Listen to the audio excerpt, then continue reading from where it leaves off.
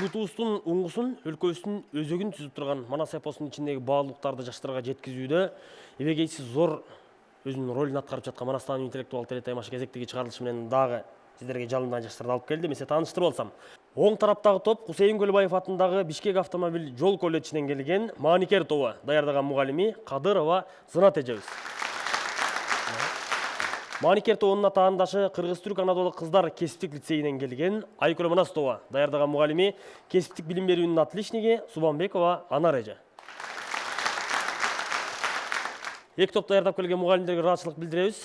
Залдан орун алып, топторго дем берип отурсаңыздар. Рахмат сиздерге. Манастануу интеллектуалдык таймашы окуучуларга тарыхты үйрөтүп, мекенчилдик сезимдерин жогорулатат. Манастан интеллектуал телетаймашынын кезектеги чыгарылышына дагы зор демөөрчүлүк кылып жаткан Кыргыз Республикасынын Билим берүү жана Илим министрлигине, Кыргыз Республикасынын президентине караштуу мамлекеттик тил боюнча улуттук комиссияга терең ыраазычылык билдиребиз. Кесиптик билим берүү мекемелеринен келген студенттердин таймаштарына сары эсеп салып жаткан тагыраагы бүгүнкү Маникер жана Айкөл Манас топторуна калыстык кыла турган биздин даражалуу Калыстар тобу бар. Калыстар тобунун төрагасы Манастан интеллектуал телетаймашынын кеңешчиси, Кыргыз Республикасынын эмгек сирген артисти Рыспай Исаков агабыз.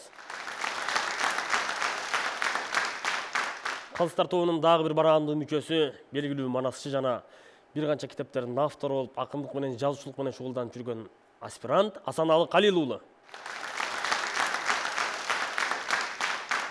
Калыстар тобунун дагы бир бараандуу мүчөсү, Саякбай Кыралаев атындагы алтын медалдын лауреаты, Кыргыз Республикасынын ардак грамотасынын ээси, белгилүү манасчы Замирбек Баялиев агабыз. Месе таймашыбыздын биринчи бөлүмү болгон саламдашуу бөлүмү менен кезек оң тараптагы Маникер тобу сиздерде. Манастан алган сабакты үйрөнүп бир топ санатты Маникер тобу ийилип, халкына айтат саламды. Өзгөчө күлүк Маникердин дүбүртүнөн, баатыр кыз эр сайкалдын үмүтүнөн, Каникейдин акылман чеберинен, Айчүрөктүн айдай сулуу келбетинен алып келдик Маникер тобунун атынан жалындуу ысык салам. Бербейт бизге саламды, бекерге бузба санааңды, ар кайсы ишке талпынган атаандаштар аманбы? Салам айтам Бакайдай акылманга, салам айтам Каникейдей ууздарга, салам айтам Айчүрөктөй аккуларга, салам айтам Манастай Кабыланга. Жүрөгүндө туюнган кыргыз жаны, өзөгүндө ойногон кыргыз каны, төрөлгөндө оозанып Манас менен айтып келдим саламды ийилип мен. 6 ай чалып жол жүрүп, ал табына келчү Маникер, 7 ай чалып жол жүрүп, жол табына келчү Маникер. Ата адамдын канаты демекчи, ата бабаларыбыз эзелтеден эле барса киргиз жолдорго барып, көптөгөн казаттарды, уруштарды өткөрүшкөн. Ар бир аргымактын өзүнө жараша сыпатталышы, сүрөттөлүшү болгон. Ошондой эле баскан буту болбосо канаты бардай көрүнгөн Маникер эпосто өзгөчө макталып сыпатталган күлүк. Сыны малдан бир башка, учкан куш менен жарышкан, айга укса шашпаган, айдын караңгысында биризин жаза баспаган. Жетик күлүк Маникер, желигиде жел жетпес, басканына мал жетпес, булут өңдүү закындай. Көкөтөйүн Маникер, карабайын жез канат тайгылбаган бийиктен, такыр эле кем эмес ташка баскан кийиктен. Толпарлык сыны көрүнгөн, басы өтсө кара жер, кыңгынынан бөлүнгөн, баскан буту дебесе канаты бардай көрүнгөн. 40 күн чөлүк чөл болсо, кылт этип суу ичпеген, чуркаган сайын узарган, ок жаңылып кетпесе, мингенин жоого алдырбайт. Маникер деп койдук биз команданы, Маникердей алгасың алкындагы, элимдин тынчтыгы, биримдиги, чыгасың деп алдыга талпыналы. Биздин уран Тулпарларда Маникердей дүбүрт болсун, тукумуңда Манастай туяк болсун, элимдин камчыга сап жигиттери, Манас айтып кыргызымдын жүзү болсун. Топ башчысы Коргошун жүрөк Билбилек Бактбеков Нарисбек. Олоңдой кара чачым бар Мунарбек кызы Эркинай. Туурасы жоон бою пас, тулку бою караташ, Меңдибайдан Эркинбек. Борсой бели ийилген Айбек кызы Бермет. Кара болот кыракы Хан Исактын бекзаты. Маникер тобуна ыраазычылык билдиребиз. Кезек алардын атаандашы болгон Айкөл Манас тобу сиздерде. Салам айтам улуу кыргыз калкыма, салам айтам ушул турган жалпыңа, салам айтам каракылдык калк жарган калыстарга, тең тайлашкан атаандашка. Ассалому алейкум арбаңыздар. насыят айткан калыстар, нарыктуу салам айталы, намысты колдон чыгарбай, наам алып кайталы. Биздин топтун аты Айкөл Манас. Туу кармап тутунарыбыз Манас, Манас, эр Манас. улутубуз Улуу кыргыз, ук кыргыз. сыймыгыбыз Айтмат уулу, чыңгыз, чыңгыз. ата журтубуз Алатоо, ата мекен, ысык көлдөй, түбү терең. Айкөл Манас, ай чапчыган асмандай, атырылып жоого кирген жасканбай, алт Манастан улуу дастан айтылып, түбөлүккө тирүү болуп калгандай. Биздин уран, Айкөл Манас, Алатоонун тиреги. Айкөл Манас, Ата баба тиреги. Айкөл Манас, Улуу мурас, укмуш дастан, теңиримдин, кыргызыма белеги. Айкөл Манас кыргыз элин бел кылган, Айкөл Манас курама жейип бел кылган, Айкөл Манас кылымдарды багынтып, дүбүртүнөн дүйнө эли таң калган. Алатоо бар, Кыргыз бар, Айкөлүм бар, ырыс бар, ай менен күнгө барабар, арбагы бийик Манас бар. Алатоодо кыргыздарга катылган, туулган жерин мага бер деп басылган, душмандардын колго берип сазайын, Айкөл Манас арыстандай качырган. Айкөл Манас, Эр Манас, Арыстан Манас, Шер Манас, Кабылан Манас, Хан Манас, Манас, Манас, Манас. Топ топ башчысы. башчысы мен Балтагулова Альфия, топ мүчөлөрү Токтосунова Малика, Адил кызы Жасмин, Канатбекова Кылзат, Искандарова Шайыргүл. Айкөл Манас тобуна да ыраазычылык билдиребиз. Ошону менен биз саламдашуу бөлүмүн жыйынтыктайбыз. Бул бөлүмдө 2 топ канчадан упай топтоду. Жалпыңыздардын көңүлүңүздөрдү экранга бурабыз.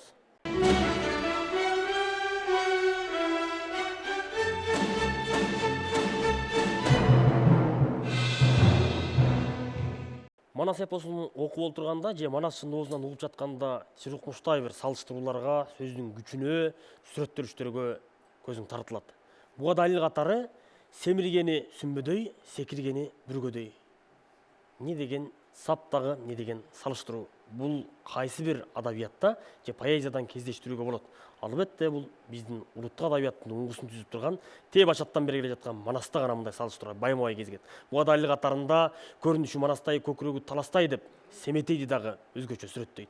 Семетей ушунча сүрөттөлүп жаткандан кийин Манастын сүрөттөлүшү кандай деген суроо туулбай койбойт. Так ошондой бир канча салыштыруулар, сүрөттөр көз алдыңа тартылат. Ал эми айрым сүрөттөрдү көрүп анчейин окуй да албайсың. Бул Манас касиетинин күчү же анын ичиндеги ыргакпы? Кандай болсо дагы биз Манас ааламынын бир кайсы руханияты күчү деп буга ынанабыз. Так ошондой Манас ааламынын ичиндеги дагы бир кызыктуу суроо оң тараптагы Маникер тобу сиздерге. Үзөңгү деген эмне?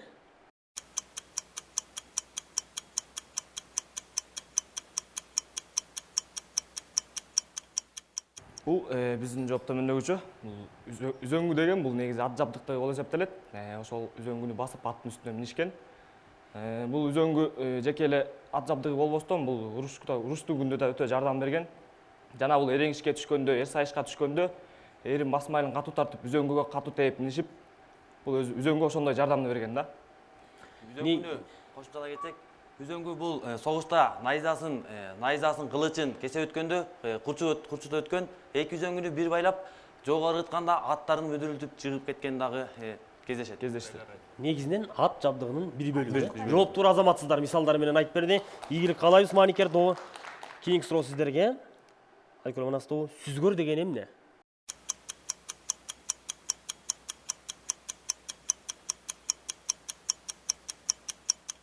Айкөл Манас тобунун жообу мындайча, сүзгөр деген бул эпосто чач тороочу адам, же болбосо чач тарач деп кездешет.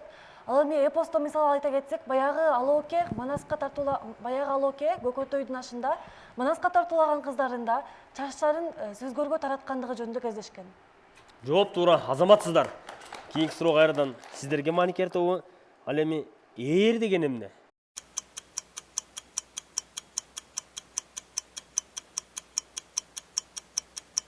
Бул ээр деген негизи аттын үстүнө токулуучу буюм. Аттын үстүнө токуп минишкен бул ээр ат жабдыгы да. Анан ырсаптардан сүрөттөй кетсек, бул неме? Аткан ого жөнүшпай ажалдуу жанды издеген, ак келтелип башына, алтын ээр кашына деп ырсаптар менен кездешет. Жооп туура, азаматсыздар. Кийинки суроо кайрадан сиздерге. Айкөл Манас тобу Тубар, Шайы, Мандили булар эмне?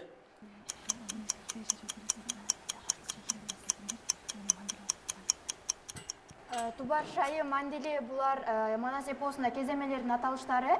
Манделе бул алтын күмүш жиптерден токулуп тигилген баалуу жибек кеземе. Азаматсыздар жооп тура. Кошумчалай кетсек, бул кеземелерге кошумчалай кетсек, бул торгун, атлес, шайы дүрүйө. Азаматсыздар кошумчалап дагы Манаста кездешкен кеземелердин түрлөрүн айтып бердик. Кийинки суроо кайрадан сиздерге. Манаста кыш мезгили айтылабы? Айтылса кайсы окуяда, кандайча баяндалат?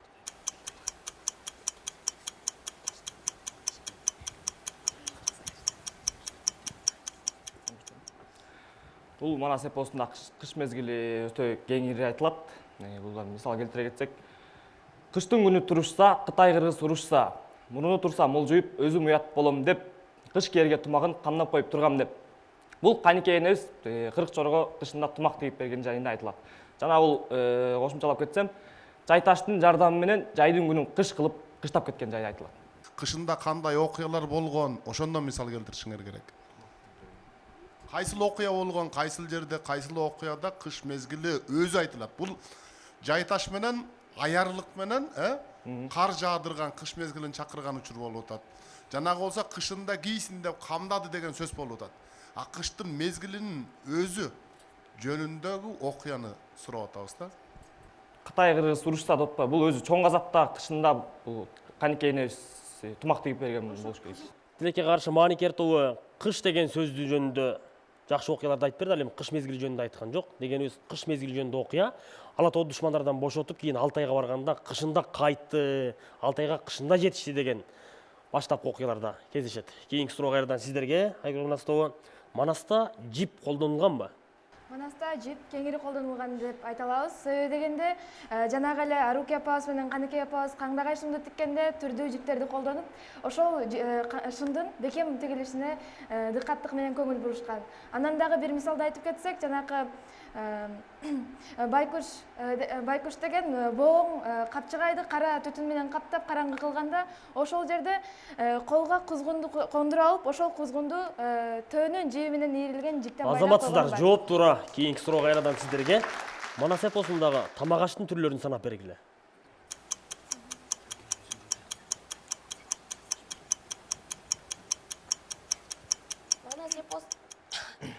Манас эпосунда бул тамактын түрлөрү көп эле болгон.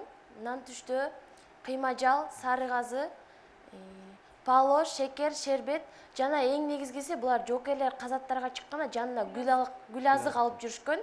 Нан түштө бул деген эртең мененки жеңил тамак. Кошумчалай кетсем, жагына деген дагы кечки тамак болгон. Түштөн өргө тай союп, түштөн өргө кой союп, жагынага тай сойду деген ырсактар кездешет. Манас эпосунда. Жакшы, рахмат. Бирок эске алып коелу, түштөнү, жагына, нан үстө дегендер тамак эмес. Бул эртең мененки тамактана турган учур жөн. Завтрак, обед деген сөз бул. Азыркы түшүнүк менен айтканда. Ужин, завтрак, обед дегенди кыргыз ушинтип бөлүштүргөн. Ал тамак эмес. Тамактын түрүнө кирбейт ал. Түшкө кандай тамак керет, ошол жөнүндө сөз айтылып атат. Рахмат. Кийинки суроо кайрадан сиздерге Айгүл Манастова. Манаста жел кайык кездешеби?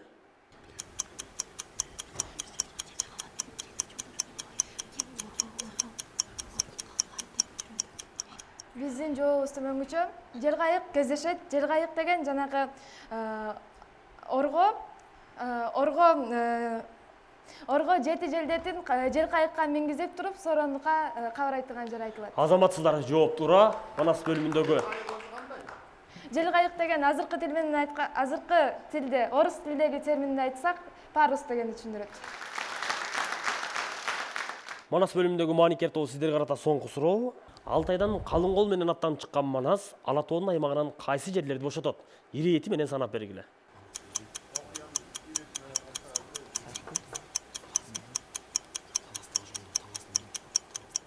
Алтайдан калың кол менен аттанып чыккан Манас бул немени Кеминди, көлдү жана өзү немени Үч-Турпандагы шоруктан бошотот. Дагы жооп кошумчалай кетсек, үрбө өзүнүн жоокерлери менен келип, бул Кеминди бошотуп, анан Кеминде жайлап калгыла деп ошол жерден буйрук алып Кеминде жайлап калат. Ал эми Көкчө Айдархандан Көкчө хан бул өзү көлгө келип, көлгө туруп калат. Ал эми Манас атабыз өзү таласта жетип турган Алокен элине келип Так жооп барбы кесе? Анжан. Алокен таласты Кашкар менен таласты, Кашкарды, Кеминди, Көлдү жерде. Кайсыл жерлерди бошотот дегенде маселе окуяны ирети менен айткыла деген ошол Текестен баштап айтсаңар туура болмок да. Текестен Каркырадан ашып Текести башту. Текестен кийин Керкөл, Ысык көл. Керкөлдүн тегерегинде анан Суңшоо, Нарын, Кемин дегендер ошолордун аймагына кирип атат. Анан Кеминге келди. Кеминден Чүйгө келди. Чүй Аванды тала деп, Аванды таладан акыры Ташкент талас аркылуу жүрүп отуруп, анан Анжиянды алган. Андан сырткары эфирге айтып койбосок болбойт, өтө жаңылыштык болуп кетти. Жана Көкчө көлдү ээлеп алган депчи. Бул сөзүңөр жаңылыштык болуп калды. Ал жерде Көкчөнү Алма Койурга жиберип атат, Ошол жагын тактап коюшубуз керек. Манас бөлүмүндөгү Айкүл Манастоо сиздерге карата соңку суроо. Буулум деген эмне?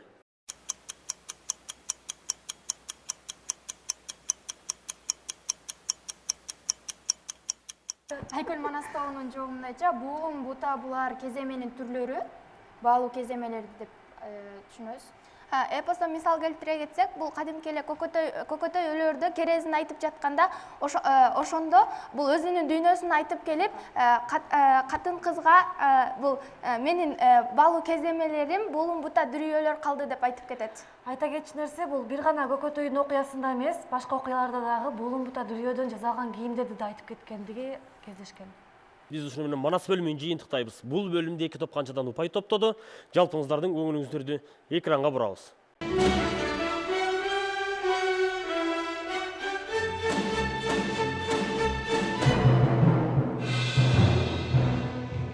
Он 19-чы кылымдын ортосунан 20-чы кылымдын экинчи жарымына чейинки кара жердин бетиндеги улуу держава деп атакан СССРдин энциклопедиясы 65 000 сөздөн турган өзгөчө зор дүйнөлүк адабияттагы орду бар адабият же чыгарма же китеп. Так ошол 65 000 сөз Манас эпосунун канчалык деңгээлде ченине келет. Бир эле биз сөз кылып жаткан Сагынбай атабыздын вариантында 65 000ден ашуун сөз айкашы жөнүндө жана дагы макаллакап жөнүндө сөз болгон бүгүнкү күндөгү эгемендүү Кыргызстан илимпоздору тастыктап далилдеп жатат. Бунун баардыгы эмне дегендик? Бүтүндөй СССРдин тарыхы менен Манастын басып өткөн жолу андагы сөз айкашы менен гана макалла каптар мынчалык болуп жатса, андагы сөз байлык, сөздүн кору, кыргыз лексикасы канчалык экендигин айтпасак дагы түшүнүп турасыздар. Так ошондой кыргыз лексикасынын канчасы бүгүн чаң бастыда калып, колдонулбай калууда. Бул албетте мышыгы ыйлатып, кишинин зээнин кейите турган акыбалда. Менин колумдагы ужунун бир көзүнө көөнө сөздөр менен сөз айкаштары, бир көзүнө макалла каптар катылган. Балдарыбыз билип аны күнүмдүк турмушта колдонуп жүрсө деген жакшы тилекте биз бул бөлүмдү киргизгенбиз. Келиңиздер. Маникер тоона келген макалла кап, байлык бирөөнүн маңдайына бүтсө, бирөөнүн таңдайына бүтөт.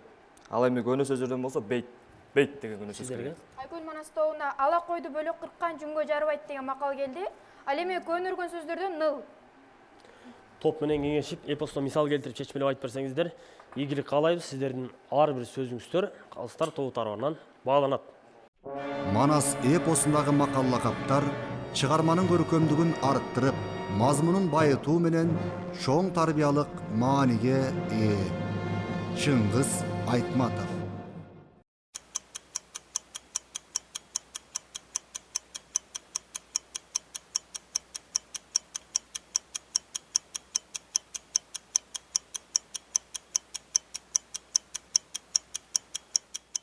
Маникер тобуна байлык бирөөнүн маңдайына бүтсө, бирөөнүн таңдайына бүтөт деген макал келген. Биз муну мындайча чечмеледик. Байлык бирөөнүн маңдайына бүтөт деген бул өзү маңдай тери менен иштеп тапкан байлыгы. Бул бирөөнүн таңдайына бүтөт дегенде бул таңдайы менен, өзүнүн сөзмөрлүгү менен, чечмелиги менен, акындыгы менен тапкан байлыгы, өзүнүн чечендиги менен тапкан байлыгы деп билебиз. Бул байлыкты бул Манас эпосунан мисал келтире кетсек, байлык бирөөнүн маңдайына бүтөт дегенде биз көкөтөйдүн ашын ошондо бул бок мурунду байлык өзүнүн маңдайына бүткөн. Ал эми бирөөнүн таңдайына бүтөт дегенде бул роман ырчуулун айтак. Анткени бул ошол кезде жар чакырып, эл башкарып, той башкарып, өзүнүн таңдайы менен бул өзүнүн жанын багып байлык таптаган. азаматсыздар. Ал эми Ал эми бизге сөздөрдөн Ал эми бизге көнөргөн сөздөрдөн бул бейит келген. Бул бейит деген бул элдик ырларды ырдоо, аткаруу болуп эсептелет. Бул элдик ырларды ырдоо жана бул аткаруу бул өзүнүн ыгы. толуктоо барбы? Бейт деген ошо бул азыркыча айтканда мындай сап болуп 2 саптан 3 саптан болуп турган бул азыркы салт сана ырларын туура ритм менен ырдоо дегенди түшүндүрөт. Айкөл Манастоо сиздердин жооп. Айкөл Манастогуна ала койду бөлө кырккан жүнгө жарабайт деген макала келген. Негизи эле ала кой деп бул жармак жарымгара же болбосо бир жүнү бар жүнү жок бир койду ала кой деп коебуз. Негизи эле бул элди бөлүп башкарган башчы, бул башчылык болуп жарабайт деген мааниде. Ал эми эпосто мисал катары айта кетсек, баягы эле Манас Меккеге кеткенде кыргылчал элди мындай бөлүп душмандар келгенде мындай бириге албай калышат да. Ошондо бул макалды айтсак болот. Рахмат. Сөз? Ал эми бизге көнөргөн сөздөн ныл деген сөз келген. Ныл бул чечмелеге кетсек, бул боёк дегенди билдирет, же болбосо көк боёк. Ал эми эпостон мисалды болсо, Эпостон мисал боз үйдү кадимки эле ата бабаларыбыз байыртан жашап келген боз үйдү сүрөттөгөндө колдон айтылып кетет. Кайыңдан уук ийдирген, каалга менен босого канча түр деп ийдирген.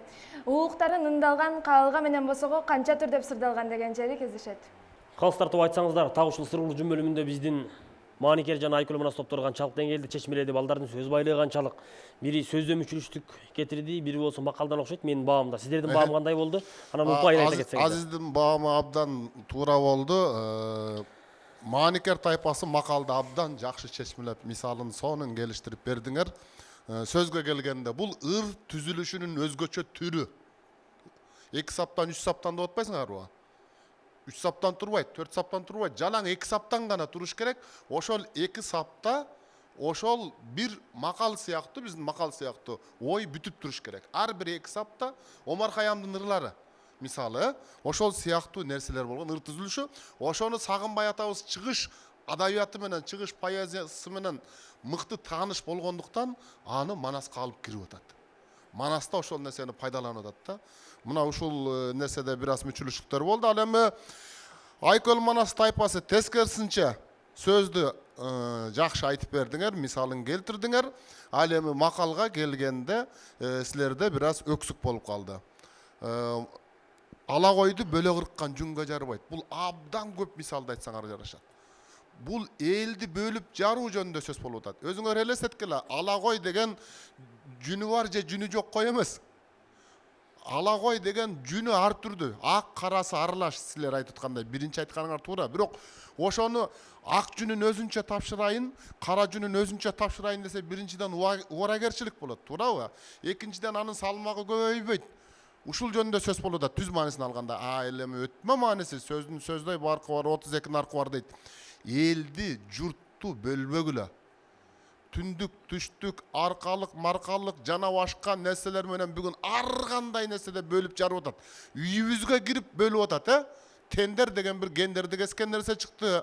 Аны менен сен эриңди укпашың керек деп бөлгөндөр болуп атат. Сен аялыңды укпашың керек, сен балаңды укпашың керек, сен атаңды укпашың керек деп балдарды тарбиялап ушундай бөлүнүүчүлүккө тарбиялап атат.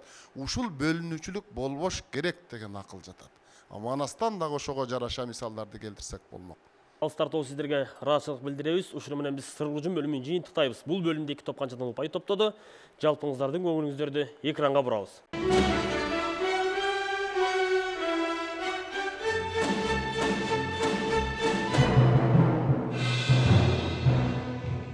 Таймашыбыздын кийинки бөлүмүнө кезек беребиз. Бул бөлүм ар бир атаандаш топ өзүлөрүнүн атаандаштарын экиден үйлөрүнөн жалындуу суроолор кандай келген. Алгачкы суроону узатуу үчүн кезек. Maanikер тобу сиздерде. Бул Оргокан Манастан нөмөт сурап, катын жаздырып, мөөрүн бастырып, кимдик кабар берип кел деп жиберет.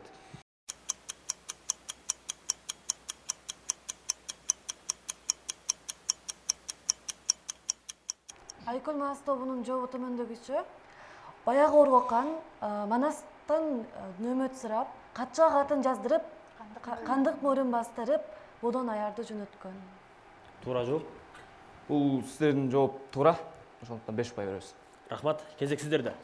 Жалгач байдын өлүмү жөнүндө айтып бергиле.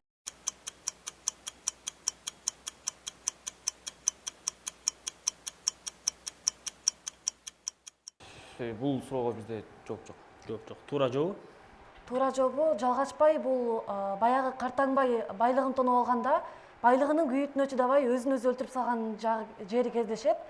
Ал сиздерде жооп жок болгондугуна байланыштуу упай бере албайбыз. Рахмат. Экинчи суроо. 17 жашы бар, башында толум чачы бар. Сарала Тулпар аты бар, бул ким?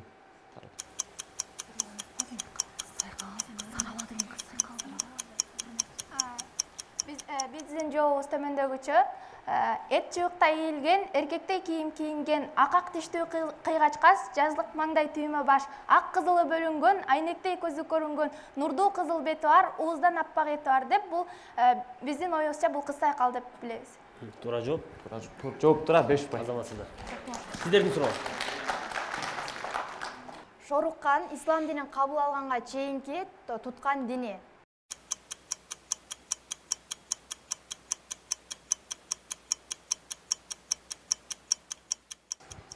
Шоруккан мусулман динин кабыл алганга чейинки дини бул өзү бут деп. Ошол Бут дини. Туура жооп. Жооп бул Тарса дининен ислам динине салып, тилине келме келтирип, Тарса дини. Упай? Упай бере албайбыз, жооп турат. Рахмат. Ушуну менен биз өз ара суроо бөлүмүн жыйынтыктайбыз. Бул бөлүмдө кайсыл топтун тагдыр таш өйдө кылып маарага озуп келди? Экрандан көрөбүз.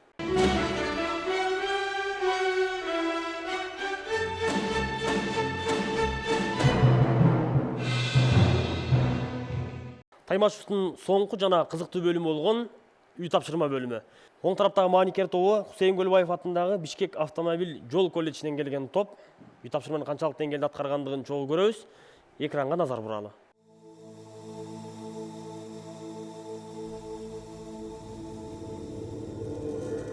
Алтайдан Ала тоого жол. Чачылганды жыйнаган, үзүлгөндү улаган Манас ата бабалардан калган жерин душмандардан бошотууну көздөп курултай өткөрөт. Баатыр Манас кеп айтат. Мажлиске жыйылдың, баарын уккун деп айтат. Атамдан калган жер экен, аттанганы турамын, оолугуп турам бул күндө Орчун кокон Анжиян ушу жака барганы деп Манастын сөзүн эл колдоп, Ала тоого көчүүгө аттанышат. Аңдасаң анда кыргызды, азыраагы ашып жылдызды. Арыбын ашып куу тезди, бурбай ашып муз белди. Баштаган Манас бул элди, марал башы доолонду, кечип аксы шаяны. Басып өтүп аларды өзөндү бойлоп салыптыр. Жакага малы тура албай, жай көлдү көздөй барыптыр. Жай дөбөгө жаялып, Кашкардан кара чай алып, какыраган кара таш, какшаал тоосун таянып, 8 ай жатып калыптыр. 8 айга 40 толуп, эми Манас баатырың серпишерге кез болуп, 32 жашында Капчыгайдын жол менен арчтан ашып бел менен. Ат жүргүз кыйын жер менен Анжиян жака бет алып, Алоо кенин элине аралап кирди четине. Байжакып көчүн кондуруп, Саадактын огун жондуруп, 30 адыр оюна айдап жылкы суугарып, Кара Кулжа сайына.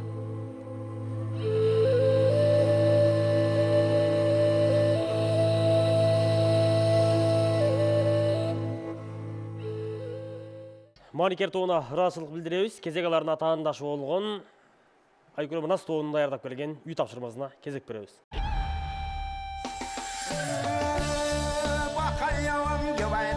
Bölünsün börü cep getir, bölünüp kaldı kırgız dep, bölü gelge gep getir, jarılsan yolbur cep getir, jarılıp kaldı kırgız dep, camı yurtkan gep getir. Манас эпосунда Каныке апабыз барча буулум дүрүйө, баасы кыйын дүнүйө, мамыктан жазды калдырат деген жери бар. Булар кымбат баалуу кездемелер болгон. Барча бүгүнкү күндө да колдонулган жалтырак кездеме. Буулум дүрүйө болсо, Тукаба Баркут кездеме деп аталып калды. Атлас шайы бар деп аталган кездемелер бүгүнкү күндө Жүбек, Атлас шайы деп аталат. Биз алардан көздүн жоосун алган кооз көйнөктөрдү тигебиз. Түзөтүп түптү зорунун, карап эми көрүп ал. Каныкей кылган сонунун, машаты килем салдырып, барча буулум дүрүйө, баасы кыйын дүнүйө. Мамыктан жаздык алдырып, атлес шайыты бардан 600 жууркан салдырып, апакай көйнөк тиктирип, 60 кызга кийгизген.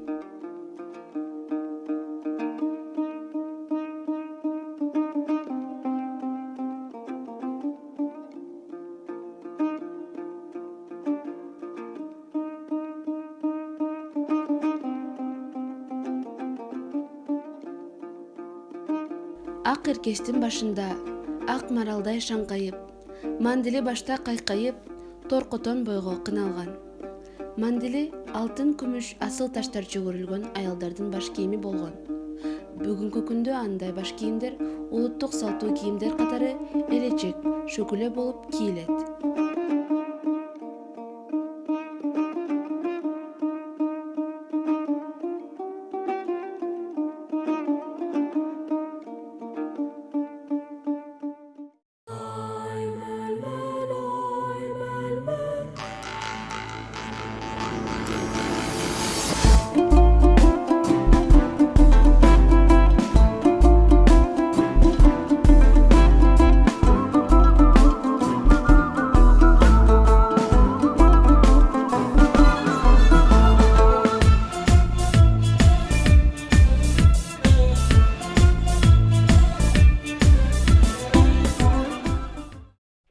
Жалгыз көз жакшы көрө албайт, жалгыз бут арыш кере албайт, жалгыз кулак жакшы уга албайт, жалгыз кол түйүн чече албайт, жалгыз адам жарым жан, жарытып алыс кете албайт.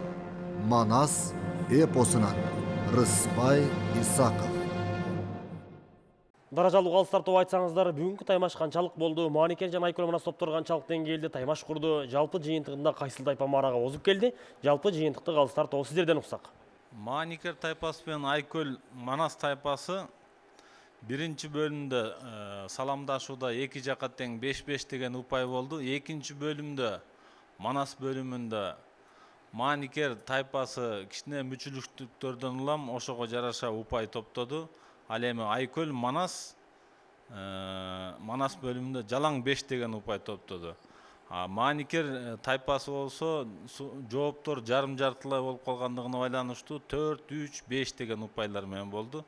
Сыр курчун жөнүндө түшүндүрүлдү, айтылды. Өз ара суроого келгенде Айкөл Манас тайпасы 5-5 упайдан 10 упай топтоп кетти. Ал эми Мааникер тайпасы ошол жерден кичине жооп бере албай калды, актай калды. Үй тапшырмага адаттагыдай эле 5-5 упайларды бердик. Жалпы жыйынтыкка келгенде Мааникер тайпасы 38 упай топтоду. Бу дагы жакшы көрсөткүч. Ал эми Айкөл Манас тайпасы ушундай жакшы даярданып келген экен, 52 упай топтоду.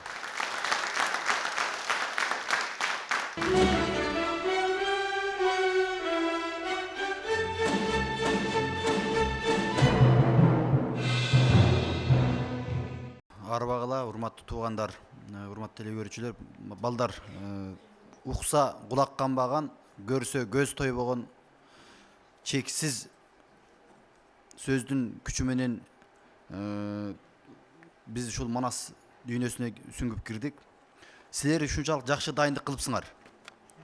Ушул изиңерден кайтпай, уланду окуп, келечекте чоң Манас таануучу болуп, кыргыз элинин керегине жараган мыкты кишилер болушуңарды тилектештик билдиребиз. Кадырман теле көрүүчүлөр, сиздер Манастан интеллектуал теле таймашынын бүгүнкү чыгарылышынан кесиптик окуу жайлардан келген оюнчулардын таймаштарын көрдүңүздөр. Чексиз ойдун ченемсиз күчү болгон Манастан интеллектуал теле таймашы менен кайрадан көгүлтүк экран аркылуу амандашканча сак саламатта туруңуздар.